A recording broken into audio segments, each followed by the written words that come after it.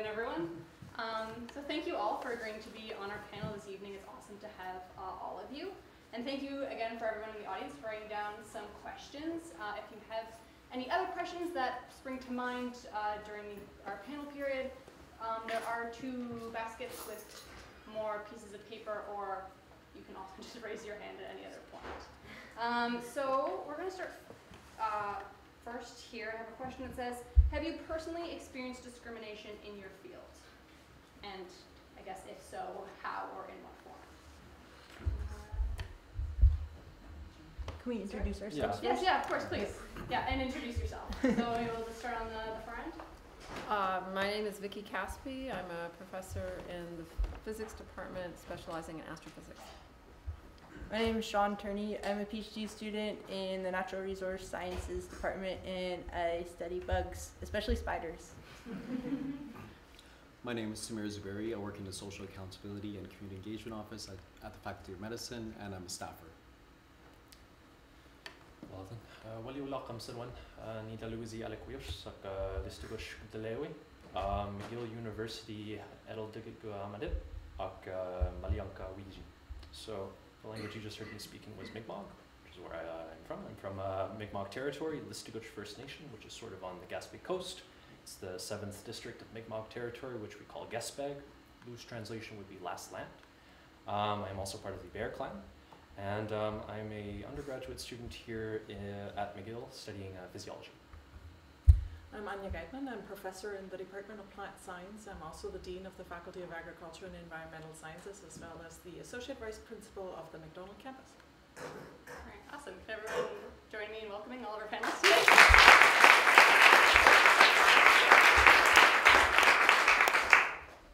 All right, so for our first question around your personal experiences with STEM diversity, have you experienced discrimination in your paths in STEM, and if so, in which form? I'm going to start out. Yeah. So, being a biologist, I guess I'm in the softest of the STEM disciplines, as some people may consider it. And actually, even when I studied, and that's about 200 years ago, we were almost 50% women in the course. So it wasn't a very evident problem, really. And for many years, if not decades, I totally, put that problem aside and didn't realize that it did really exist until the subtle things appeared. For example, one day I read a call for nominations for a prize that was literally written for me, in the sense that I did exactly the research that fitted with that award. So I walked into the office of a colleague of mine, male colleague of mine, and said, would you, because you had to be nominated for it, you couldn't nominate yourself. So I asked him, would you nominate me for me? And he just looked at me, that's a really competitive prize, And I don't want to put that arrogance down to him being male and me being female, but in hindsight, I think it would have been the other way around if it weren't. So, and when you watch out for these things, you detect more of these subtle discriminations that happen over time. And the worst thing is when I was the president of the Canadian Society of Plant Biologists, and at some point I realized that many of our awards went to males, and then I went to my own nomination history, and indeed the 3 individuals that I ever nominated for prizes in that society were men.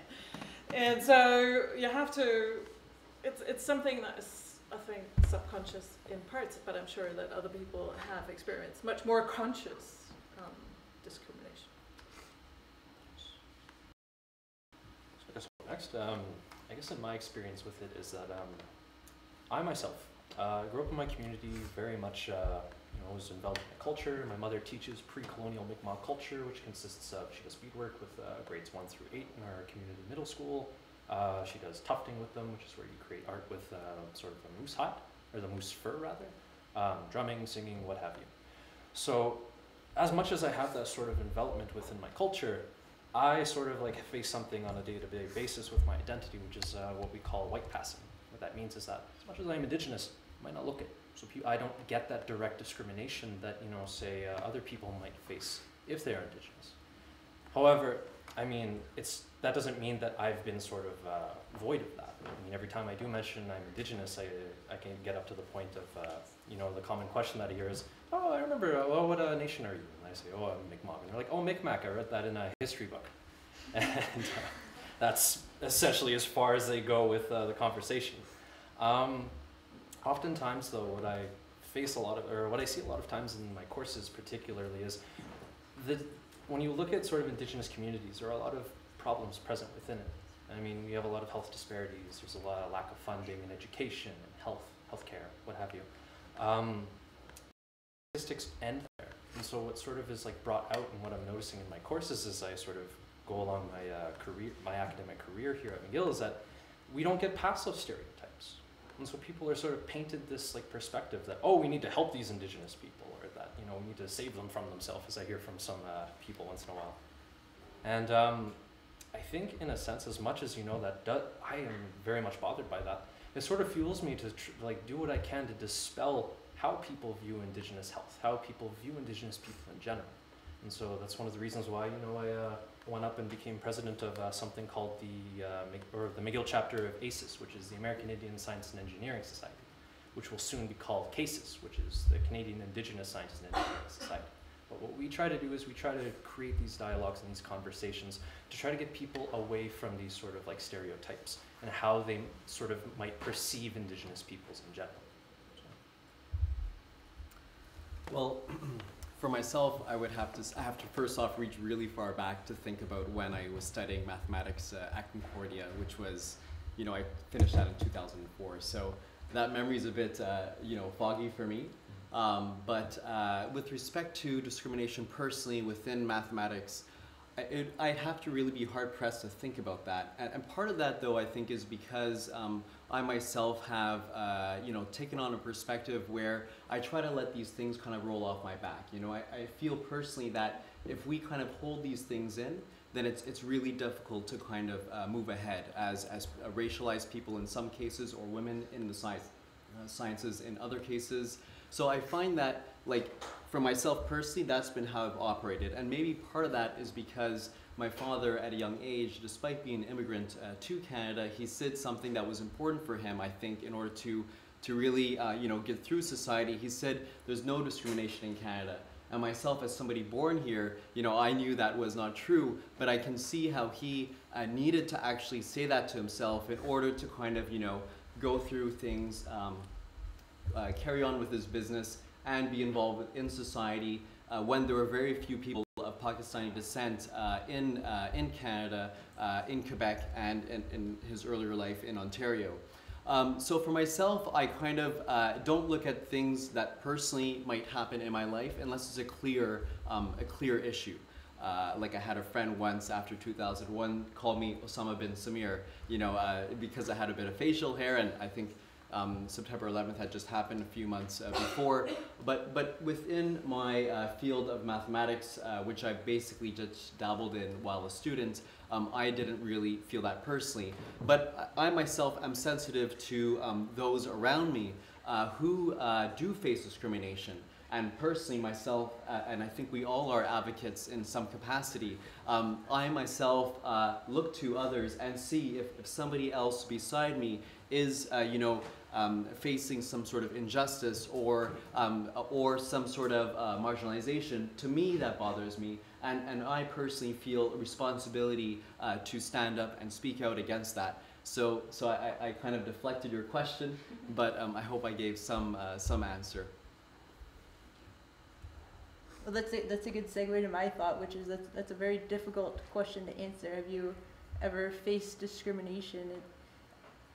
I think a theme of what all of you have said so far, which I'd like to add to, is that it's really hard to tell the difference between what is your individual experience and what is part of a collective experience. And it's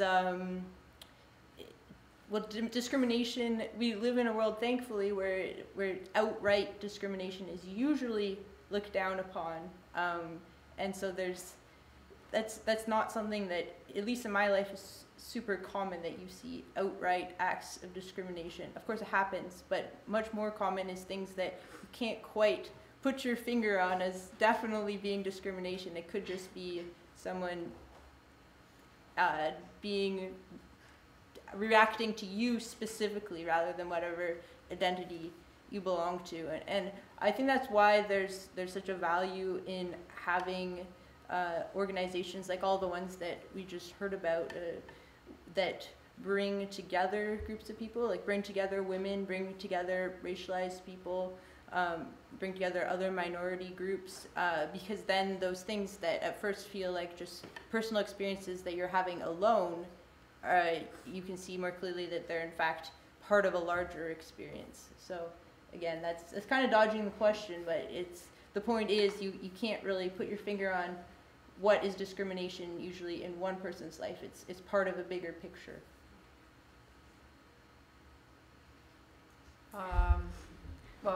I guess I'll just start by saying how impressed I was by all the presentations and how much wonderful work is going on this campus, and thank you for having me here.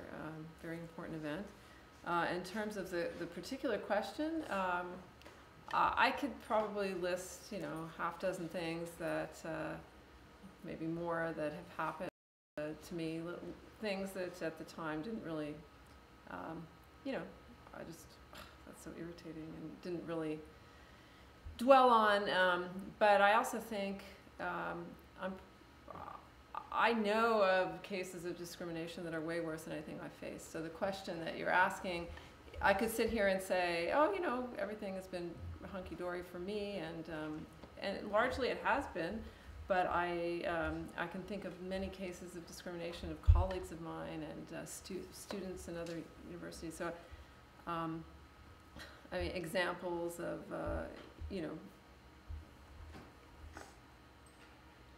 not being taken seriously for your work, but in subtle kinds of ways, or all the way to overt things like being propositioned at conferences.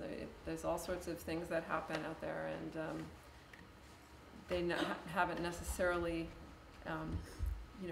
I can't, so the question, have I experienced discrimination? The answer would probably be, well, it hasn't been really anything serious, but I wouldn't want that to suggest at all that such things don't happen. All right, so this question will be to you, Anya. Even as companies and academic institutions commit to promoting diversity, the actual representation does not reflect this. Do you have any ideas on why this disconnect exists, and any ideas of how to overcome it? So much of it we have to realize is historical. I'm not trying to defend any of this, but we cannot from one day to the other change things. So we have to grow through the ranks, and we cannot miraculously produce 50% female composition in the physics department. That's sick, right? Because we actually have to create that. But all the more important is that we create that groundwork for the next couple of decades, so that our kids, or your kids rather, 20 years from now, will look at us and say, oh my God, how could that have been a problem? And yes, they did the necessary steps to actually eliminate this challenge. So I very much concede that in many committees, etc., there's still not the necessary diversity. But I also have to emphasize that McGill, if I compare it to the other 15 universities or other universities, is very, very conscious about this, and is one of the universities with the greatest diversity, certainly in senior administration. That is not only our principal, that includes all the deans and the senior administrators, and that is one of the universities that is really striving towards not only doing the talking, but walking the walking, so to say, to get diversity, and that's not only gender diversity, but ethnicity, into the professoriate. Because we realize that as professors, we're not only the ones delivering the material, we're also role models and show not only students, but even younger generations that it's actually possible, and it shouldn't be even a problem. Alex, do you have anything to comment on the disconnect between what we're trying to achieve and why maybe we're not quite getting there yet? So I think one of the main issues is that, particularly in STEM, is that a lot of times Indigenous students particularly, they're scared of it. And they view it as test scores. They view it as like, oh, I'm really worried about how shaky I am for my math test next week. And it doesn't go beyond that. And I feel that one of the reasons for that is because they don't have the resources to be able to fall in love with STEM like a lot of people in this room have. So oftentimes these kids are sort of like void of being able to enrich themselves in an education that can give them that sort of spark that say, hey, this is actually really cool, or you find something that you latch onto. And so that proceeds, and then on top of that, a lot of times, and I have my experience of this, is I went to school in New Brunswick, which I don't know if many of you have seen sort of where resources go. It's one of the most poorly performing provinces in Canada, you know, in regards to academics. And so essentially, you have that within it. But also, when you throw Indigenous kids into a school that sort of like has limited resources for them in general, people throw stigmas into it as well. It starts becoming, oh well, you know, Native people don't tend to do very well in sciences, so you should go into arts, you should go into fine arts, and so it's sort of you're already disregarded before you can even perform, and oftentimes it works. And these kids are shied away from something that they might, you know, suddenly fall in love with, or they have so much potential. And this is reflected not only in regards to academia, but if you look on the professional level, one of the most underrepresented groups, particularly in medicine, is Indigenous peoples. We account for around 1% of the population. We are nowhere near that in regards to employment within medical fields.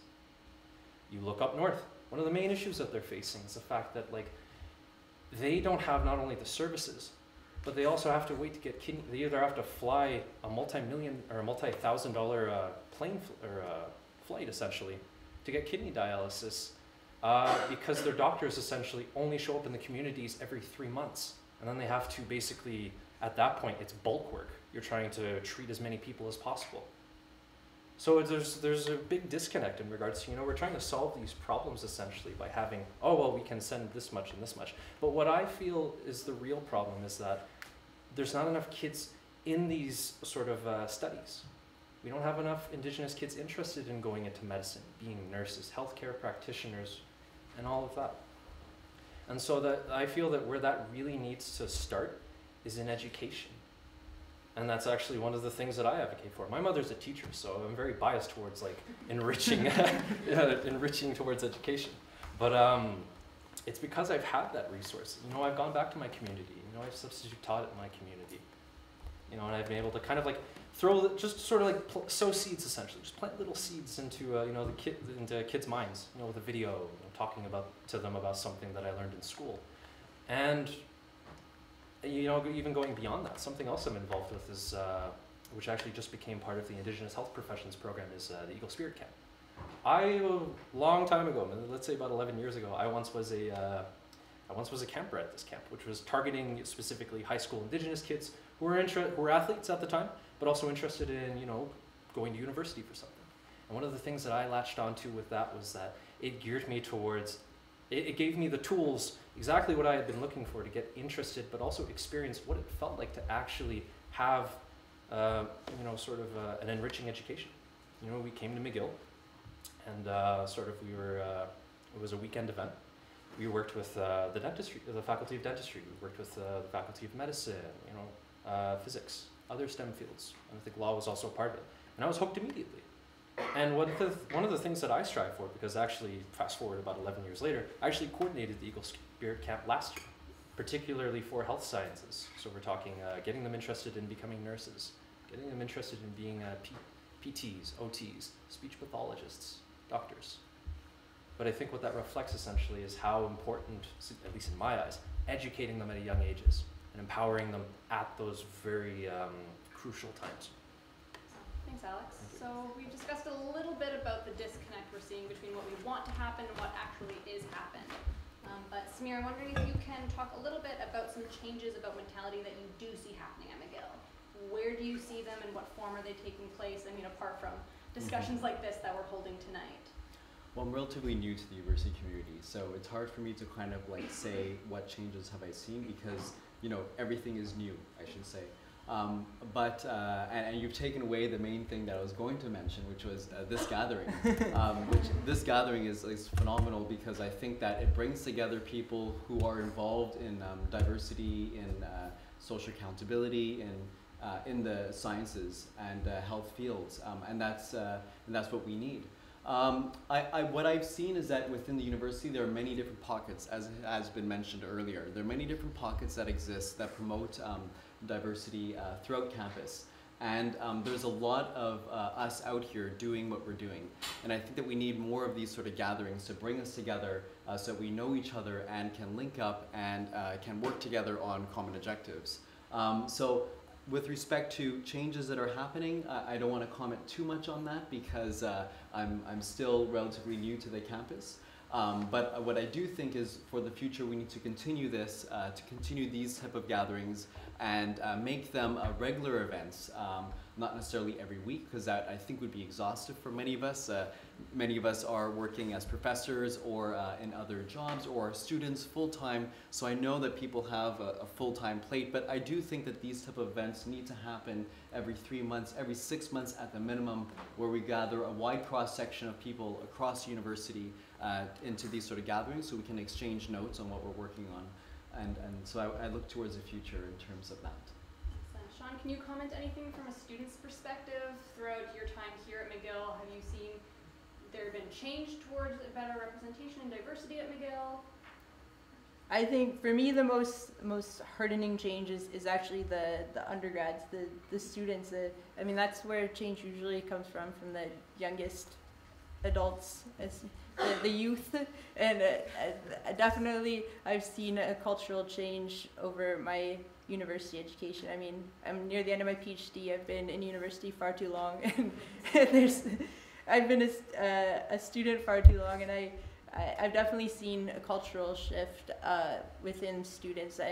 I taught my first, I was a course lecturer for the first time last winter semester, and I was really nervous about it. I was worried that I would have trouble getting the respect of the students. I know I am young for a lecturer, but also I look even younger, and I'm transgender. That's why I'm on this panel. So I was worried about how that would affect their respect for me. And it wasn't an issue at all. The students, I don't know what to say. There's just zero issue. I mean, I don't have a control study of it, but just from my own personal experience of that class, I felt the students were very respectful, and I don't know that would have been the case 10 years ago. There's been a lot of cultural change, and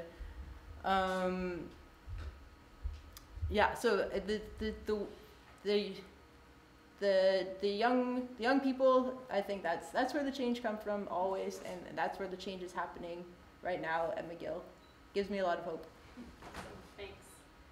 So Vicki, we have a question here specifically about women in STEM. What do you think some strategies can be to implement a higher retention rate for women in STEM? So like a woman who really wants to be in STEM, tries as an undergraduate in some STEM degree, but doesn't go through to do her master's or her PhD. What sort of strategies can we implement to retain women who want to study in STEM? So that's a great question, but I was really dying to answer your last question. Just because when I arrived here, I was the only woman, only professor in the physics department who was female, and I think I was the only one ever.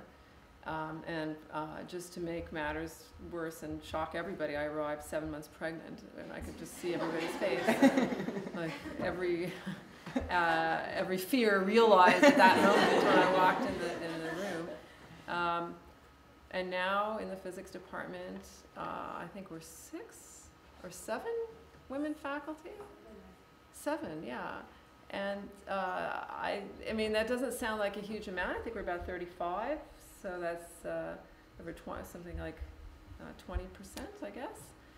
which sounds really small, but to me it's wonderful. It's an enormous change, and many of those women have had children, and they run around, and it's just been a huge change for me personally in the physics department. I'm not saying there isn't plenty of work left to do, but I have seen that, and it's been really heartening.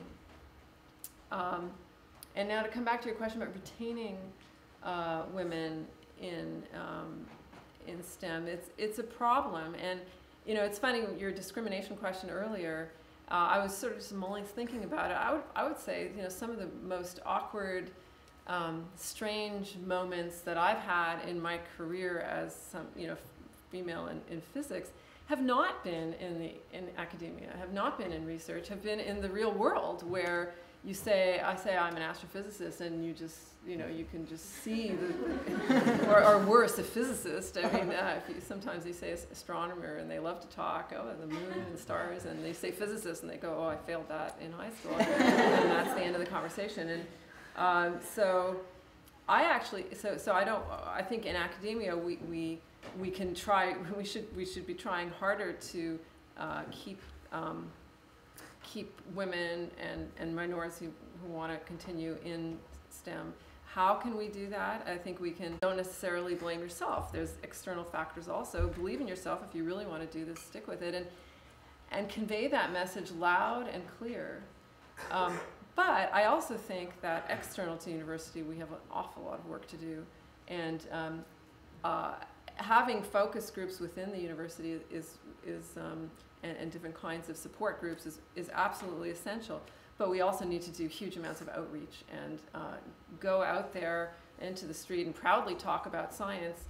And I love the coloring book, you know, telling little girls this is normal. And I just think we have to continue carrying the flag and waving it around and being in people's faces about it. That this is a wonderful career to have, and you should, if you really want to do it, don't give up. This next question is my favorite that I've read here. So we're going to go down the whole line, try to keep your answers brief-ish. But if you could tell your younger self one thing, what would it be? A word of encouragement. It's all possible, but even me, who grew up always being supported by my parents, and I was privileged enough to have parents who were familiar with the academic world, etc. Even in that situation, I was like, how am I going to combine all this with a real life and with a family and all of that? And it works out. If you want to do it, it works out.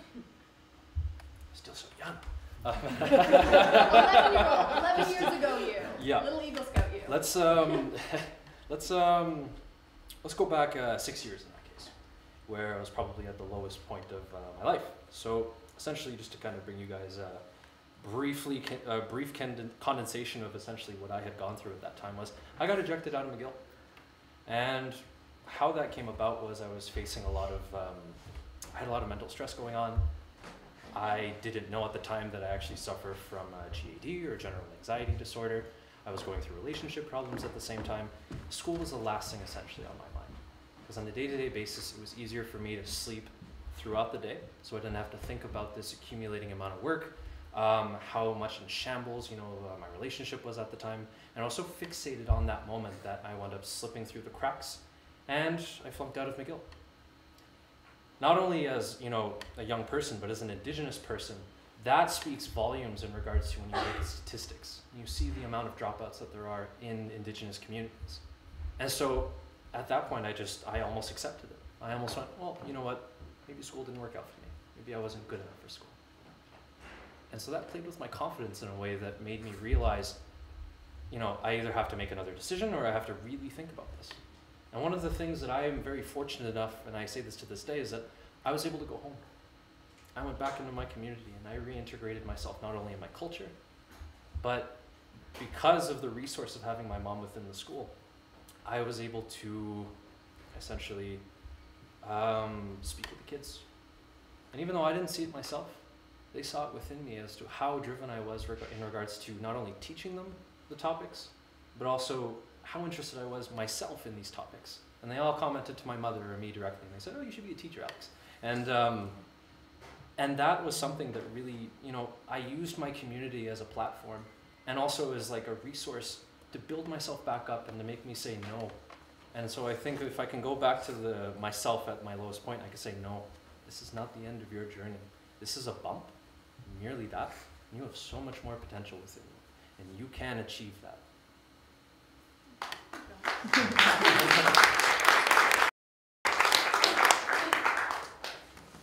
That's a tough one to go after.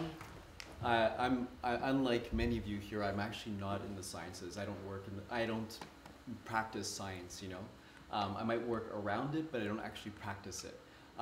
Myself, I was in mathematics once upon a time. It was my domain, it was my field. I was thinking of becoming an actuary. That's why I studied mathematics back in the day. And I got the bug of social activism when I was studying at university.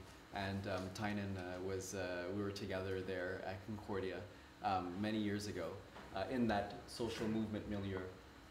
And at that time, you know, being involved in the student government, I said to myself, this was a personal thing I had gone through a year and a half, and I said, you know, I really enjoy making a real change in my environment, a positive change. Like you can see these tangible sort of changes happening in front of you, and that is really fulfilling.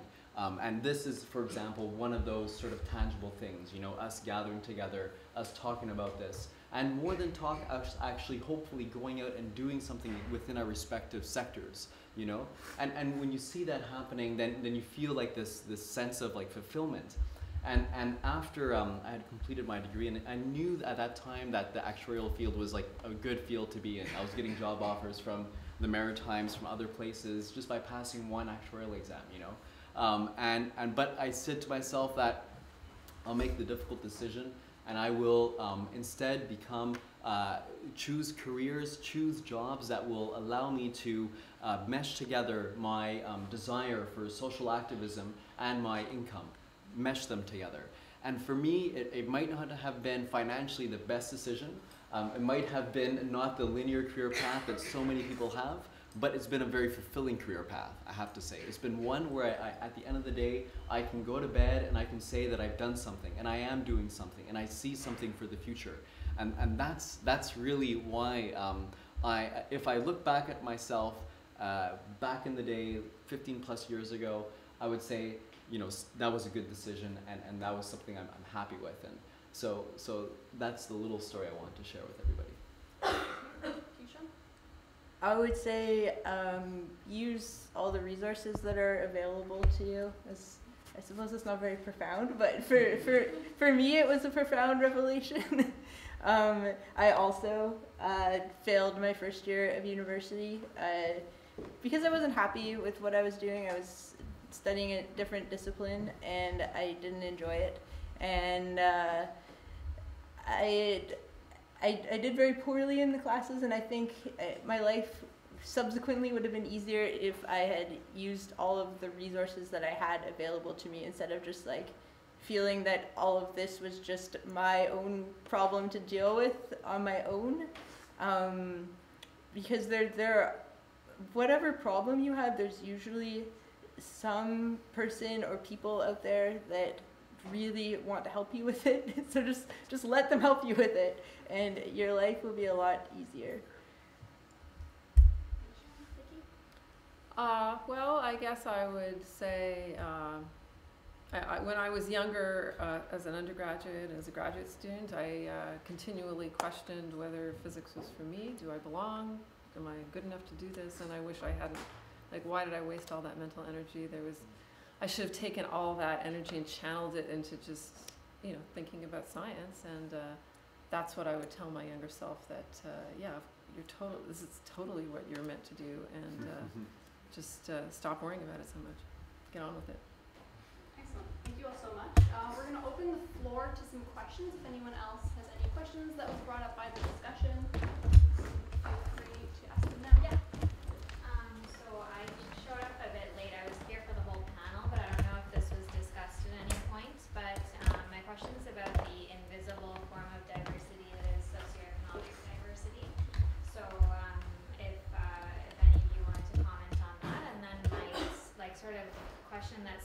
to that, and sort of a part two has to do with how this last question talked about looking back at yourself as a kid, and I'm trying to remember all your names, but I believe Alex spoke about going back into the community and speaking with kids in his community. And for me, I find that when I speak to my younger cousins or just kids, this idea of going into STEM just is not on their radar, and even if, and especially if the subjects are challenging to them, like usually you just hear that gym is their favorite class, and school is just something they have to get through to get a job that's better than working at the factory or at the Tim Hortons that their parents work at. Like, I'm really struggling with being able to have those conversations with younger kids, with my cousins, of what the big picture is. And I'm in medical school. I'm considered to have made it.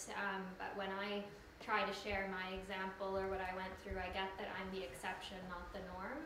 And it's very hard to play that inspirational role. So those are sort of my two-part questions. Thanks.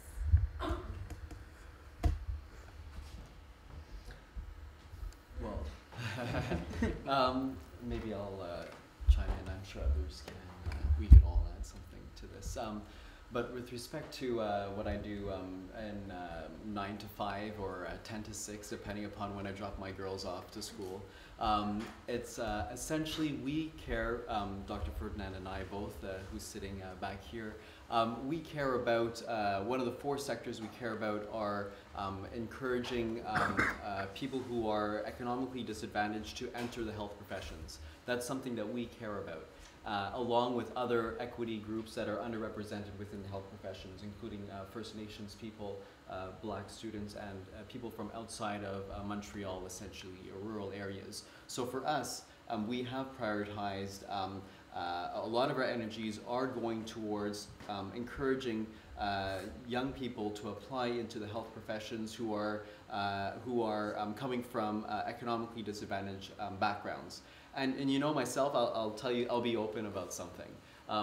I am working to promote not only nurses, but also physiotherapists and other health professionals and doctors. And you know, I have to say something, myself, you know, I had this kind of ethical type dilemma. You know, I'm promoting the 1%, you know what I'm saying? And so many of us like talk about the 1% within our public discourse. And myself, I said, you know, I'm in a field, I told myself many years ago that I'm going to dedicate myself to promoting equality, social justice.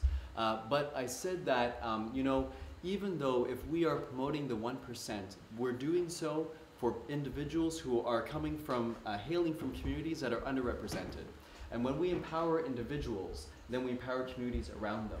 So to your question, I think it's very important that those who are underrepresented, coming from economically disadvantaged backgrounds, that they enter this university, that they enter strong professions, and that they in turn empower people around them. And essentially, I'll leave it at that. I don't know if that was too big of a revelation. We might need to edit that that tape, but yeah. Let's have some others contribute to comment this. on the second part that was more about how are we passing on this passion to the next generation, to cousins, to other kids in our communities. Alex, do you want to take that one? Sure. Well, first off, you basically hit the nail on the head in regards to economic status. And Indigenous people, you know, not only is there sort of that lack of diversity, but Indigenous people are some of the, especially communities, are some of the most poorest areas in Canada. Some of them don't have clean drinking water, can't even bathe in it. Up north, there's issues of food security, like I had mentioned earlier, you know, kidney dialysis. They don't even know that they have to go for kidney dialysis because they don't have the facilities to screen for it until they have to have kidney dialysis. So there's no possible way that they can do preventive measures. But with all of this disparity, to sort of tie that in or continue on to the second part of the question, it starts really with the kids.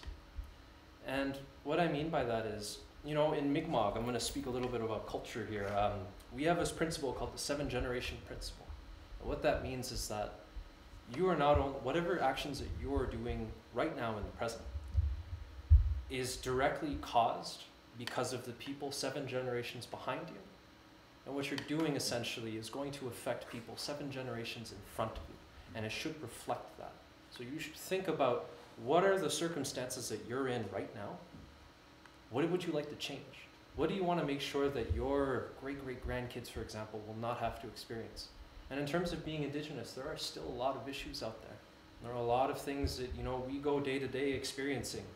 For example, one of the things that really just pokes at my heart is seeing the number of homeless Indigenous people that you see just off campus. That bothers me so much. I go to get groceries, and I'm a witness to that. And that reminds me how important it is that not only am I in school, but that I make sure that people are also interested in getting a quality education, going back to their communities and helping them within. You know, community outreach programs, community, you know, health programs. So important, but so underutilized. But the way how that can change, essentially, is by education. Our ancestors knew that one day that, you know, the world was changing. And what they had ensured was that we had an access. And, you know, this is constantly being contested by governments and what have you. But that we had access to this, education. So that we can go back to our communities. We can go out into society and we not only contribute, but we can help ourselves. And so where I'm kind of like to tie that off with is essentially, it starts with education, but it starts with thinking about what your experiences were growing up and what would you like to have changed. I think that was a really good question, and I'm really glad that you brought up the topic of economic disparity and the fact that it's invisible. If we're talking about McGill in particular, I mean, it costs a lot to go to McGill unless you get a very nice scholarship, which is the minority. So it's definitely, if we're talking about equity at McGill, that's definitely, we're talking about typically a privileged group of people to start with, and that shouldn't be something that we ignore when we're talking about equity here. And the other thing is, I think that we should recognize what things are easier or harder based on the resources, the economic resources that are available to you through your family. I know that my life is easier because my parents can afford to help me, and I think many people are uncomfortable admitting that, so then it seems like that just some people are just magically more successful than others, when really it's just simple inequality, economic inequality. And then the other reason I'm glad that you brought this up is because it points out that there's a lot missing from this discussion we're having right here. There's so many types of oppression and discrimination that we haven't touched on at all. One that is important to me is disability. I think it's a very important topic and something that McGill can definitely improve on in terms of physical accessibility, and the sciences and engineering and medicine and mathematics as a whole can improve on being more open and accessible to people with disabilities. But that's just one dimension. There's a lot of other dimensions that we haven't mentioned, and maybe we should. I don't know. Vicky or Anya, do you have any closing remarks you'd like to make? Vicky? Well, I think it's very telling that this initiative comes actually from the student body, although I have to emphasize, and Angela Campbell is not here anymore, I think that we're doing a lot of this, hopefully, also at administrative level. But what Angela said as well, the efficiency and the progress that actually happens with the flexibility of the student mind is just mind-boggling impressive. And so I encourage you to continue doing that, and just by exposing this and showing what you do, essentially forcing us to keep in step with that. So well done. Vicky, any closing remarks? Well, I guess I would just echo the sentiment that I think by and large, as a faculty member, I feel, very much I'd love to support these kind of efforts, and I know I'm not alone. I know there's a lot of faculty who feel that way and feel otherwise burdened with a lot of, there's a lot of work that you do as a faculty member. It's hard to find time to express that, so I'm very grateful I have this moment to say that. But also just to comment that there's such a wide range of topics that have been covered here tonight, all of which are so important. It's daunting. How do you tackle all that and at the same time survive, university? And I want to say to you all that it's hard to solve every problem in the world, and you have to do your best, but you also have to succeed. And I think having a diverse population of students who go ahead and succeed in these fields, you will be the role models of tomorrow, and that's an incredibly valuable thing. So, there's many ways to approach these problems, but one equally valid one is to go forth and do what you really want to do, and if that's science or whatever your field is, succeed there, while also doing your best to support in different ways these kind of issues. Thank you all so much for being here with us this evening. Can everyone join me in thanking our panelists?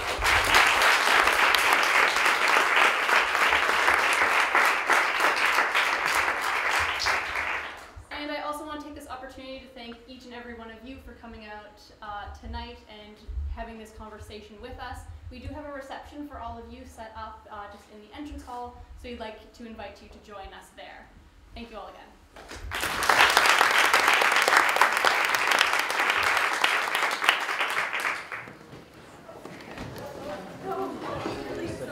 Physiology. Yeah, graduating in December.